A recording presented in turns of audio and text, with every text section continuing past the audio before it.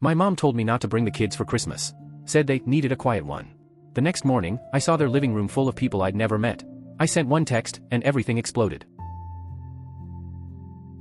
Christmas was supposed to be magical. At least, that's what I kept telling myself while my kids sat at the kitchen table, faces sticky with frosting, proudly holding up gingerbread men that looked like they'd survived a small explosion. Then my phone rang. It was Mom. Her voice was cheerful, too cheerful. "Sweetheart," she said, "we're thinking of taking a quiet Christmas this year.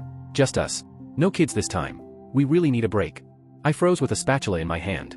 The smell of cinnamon filled the air, and I could hear my 5-year-old humming Jingle Bells in the next room. I didn't say anything at first. What could I say? I just nodded even though she couldn't see me. When the call ended, I stood there, still holding the phone, trying to come up with something to tell the kids that wouldn't make them feel unwanted. How do you explain to a 3-year-old and a 5-year-old that grandma and grandpa don't want them around for Christmas? That night, after they went to bed, I cried quietly into my hands. I'd been planning something big that year. Something to make my parents proud. For months, I'd worked 2 jobs, skipped new clothes, and even said no to a much-needed weekend getaway. All because Dad had once mentioned he wished his car didn't sound like a shopping cart. So, I made it happen. A 2014 silver Civic, clean, reliable, not flashy, but perfect. I bought it, hid it in a friend's garage, and wrapped the keys in a tiny box with a photo of the car. It was supposed to be a surprise. My big, I did it, moment.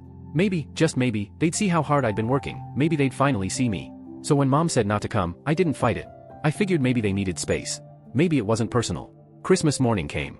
I made pancakes, turned on carols, and watched the kids tear open their gifts. I smiled, laughed, pretended everything was fine. Then, around noon, I made the mistake of opening Facebook. There they were, my parents, laughing by the tree. Dad in a Santa hat, Mom holding a mug of cocoa, and my sister, Katie, sitting on the couch with her new boyfriend, Sean. And 2 teenage boys I didn't recognize. It took me a moment to realize, they were Sean's nephews. Strangers. Invited into my parents' home while my own children sat in pajamas asking why we weren't going to Nana's this year. Something inside me went very still. I zoomed in on the photo, my dad's arm around one of the boys, both smiling like old pals. That's when I picked up my phone, snapped a photo of the Civic, and sent it to Dad with one line. "I don't think you need it anymore." 40 minutes later, there was pounding at my front door. Not a polite knock, pounding. I didn't rush to answer.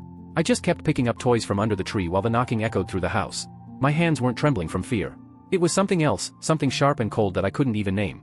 When I finally opened the door, I wasn't surprised. Dad stood there, red-faced, not from the cold, and beside him was Sean. The boyfriend.